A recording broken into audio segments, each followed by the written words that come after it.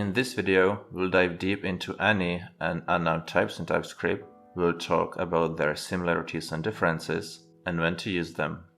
For those of you who aren't interested in diving that deep, here is a short TLDW. If you set the type of the variable to any in TypeScript, you can assign whatever you want to it. It can be a number, an object, a function, or even null. But for the purpose of this example, let's go back to the string saying whatever. Once we've got a variable of type any, we can literally do anything with it. So let's do something stupid and TypeScript will not complain. If we compile this code, it will compile without any problems, but if we run this code, we'll get a runtime error. That's because we're trying to access non-existent properties and TypeScript did not prevent us to do so because we used any. If we've got a variable of type unknown, we can assign whatever to it too.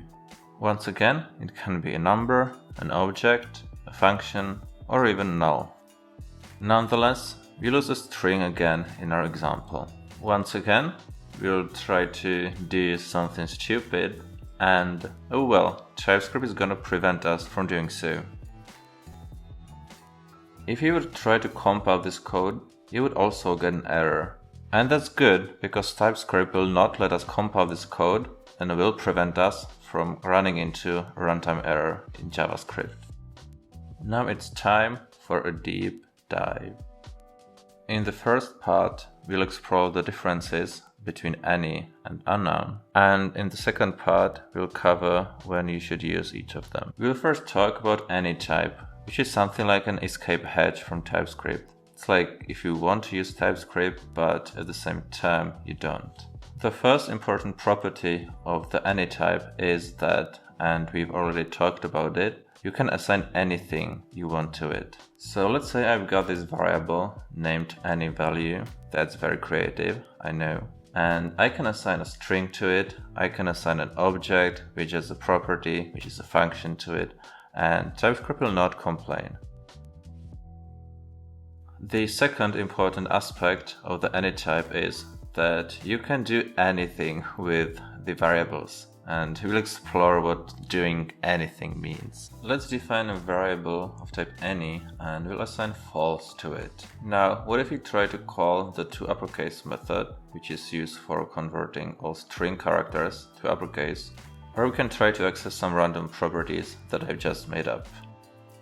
Now we can go to the console, we can use the TypeScript compiler to compile the code that we just wrote, and we will not get any errors. That's because when we use any, TypeScript will not do any type checking for us, and generally speaking, it's going to behave just as if you use JavaScript code for this variable. Nonetheless, this has got some harsh consequences, because if you now try to run the compiled code, we'll come across a runtime error. One of the selling points of TypeScript is that it's going to prevent you from getting errors like can treat property XYZ of undefined. And when you use any, you actually lose this benefit. This can be further demonstrated by this meme that I found. Essentially, any allows you to use TypeScript without using TypeScript, and you should try to avoid it unless you've got a very good reason to use it. We'll talk about those reasons later in the video, but for now, let's focus on how to prevent using any by mistake. The first thing to consider is setting strict to true in your tsconfig.json. While there are many reasons why you should do that, what it will do with regards to any is that it will disable implicit any types. What implicit any means is that if you've got a variable and you don't give it a proper type like string or number, then TypeScript will consider this variable to be of type any. Another thing to consider is using the no explicit any rule from the TypeScript ESLint plugin. What this will do is that it will give you a warning whenever you try to use the any type yourself, and it will make you think twice about it before you end up doing so. There is one more trap connected to the any type. So let's say you've got a variable user and you're gonna get it as a result of parsing some JSON. So in this example, I'm going to use name Drake, and B-Day the 24th of October. Now that I've got this user object, what if I try to console log the best album of this user? If you can't see the structure of the JSON, it's pretty obvious to you that this is going to result in a type error, something like cannot treat property best of undefined. We can actually go ahead and compile this code using the TypeScript compiler, and we will not get any compilation errors. However, if we actually execute this piece of code, we're gonna get an error. It's pretty sad that TypeScript didn't offer us any sort of protection. If we wanted to give it a proper type, we could have done that using something like type assertions. However, there is one possibility how to at least get a warning whenever we try to use something like JSON stringify, which is type unsafe. And it's an ESLint rule called no unsafe assignment, which comes with TypeScript ESLint. So far, we've been talking about the any type, and now it's time to move on to the unknown type, which you can think of as a type-safe alternative to any. Unknown is more of a recent addition to TypeScript. It was introduced in TypeScript 3.0, and the release documentation says that it was introduced as a type-safe counterpart to any. This kind of implies that it shares some similarities with any, but it differs in some other aspects, namely it differs in type safety. Let's first explore the similarities between any and unknown. If you've got a variable of type unknown, you can assign anything you want to it, which is the same as with any. We can easily demonstrate it with this little example. Let's define a variable of type unknown, we'll name it unknown value for the lack of creativity of mine, and we can assign a string to it, we can assign an object with a function on it, we can assign anything we want.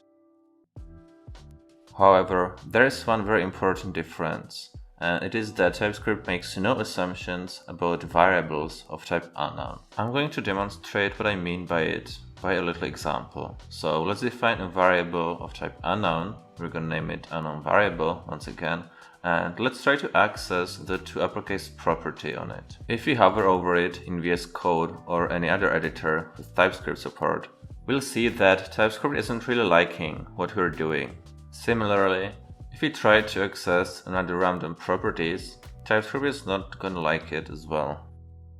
And one last example, if we try to define a new variable as unknown variable plus 10, TypeScript is gonna shout at us again.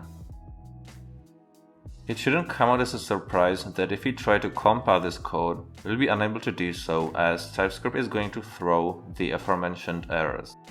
Conceptually, you can think of the type unknown as something like a type which is either string or a number or a boolean or an object or a function or anything, but we don't know what. So we know that with unknown, TypeScript is gonna protect us from doing something stupid, such as accessing non-existent properties. But what if we actually want to access some properties? Well, luckily, there are some ways to do that. The best way is using type narrowing, which is something like if statements, and in this if statements we're gonna check if the variable is of a certain type or if some properties exist on this variable.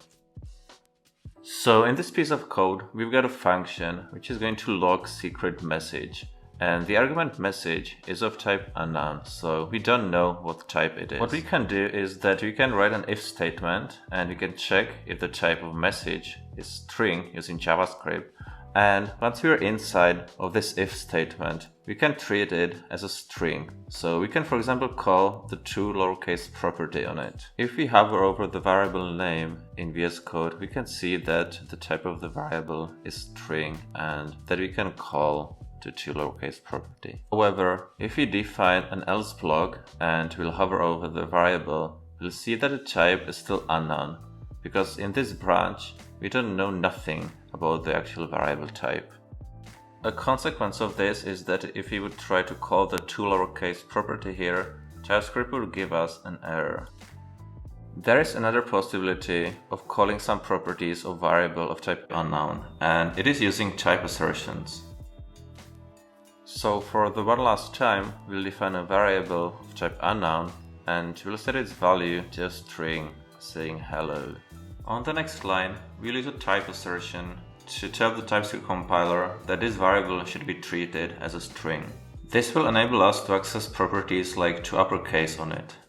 However, this approach is a bit dangerous. On the next line, we'll use a type assertion to tell the TypeScript compiler that it should treat a variable as a number.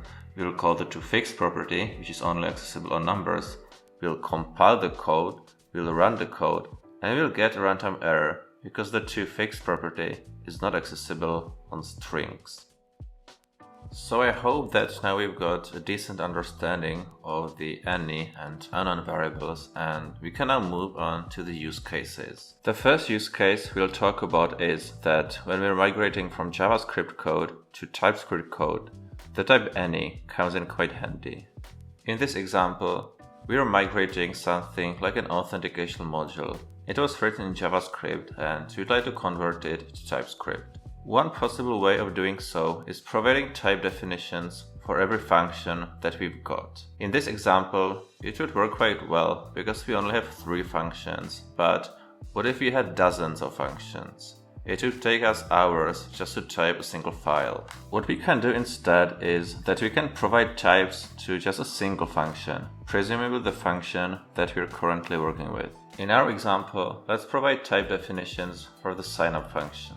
So it's going to accept email, which is going to be a string, and a password, which is also going to be a string. The options arguments in functions resetPassword and login are implicitly of type any, and TypeScript isn't liking it, and it will throw an error if we use the strict mode. What we can do instead is create a new type. We'll call it todo, and it is going to be any. So anytime we use todo, it will mean any in TypeScript. While for the TypeScript compiler is going to work exactly the same way as if we actually used the any type itself, for us, it gives us some information. It tells us that we only temporarily gave it type any, and we should come back to it when we refactor the code to give it the proper type. So let's go ahead and use the todo type for resetPassword and login functions. A good use case for the unknown type would be a function of parameters which we don't know anything about. An example of this function can be a hypothetical logger function, which is going to accept a message, and if you're in the dev environment, it will log this message in the console, and if you're in the production environment, it will send this message to an API. And let's ignore the warnings that the development variable and the send message to API functions aren't defined. Nonetheless, why is it so important that we use the unknown type for this variable? Couldn't have we just used the any type instead? Well, what if someone who isn't really familiar with the internals of this function would assume that the message is always going to be a string, and they would attempt to call the toLowerCase method on it? Had we used any, TypeScript wouldn't complain about this at all. This means that we could end up with an error in production if we tried to pass a number or an object or something else to this logger function. Luckily, because we use the type unknown, TypeScript is going to notify us that we're trying to access a non-existing property on it. So that wraps up this video. In the future, I'll be posting more TypeScript videos, so stay tuned. And if you're watching this video in distant future, feel free to check them out.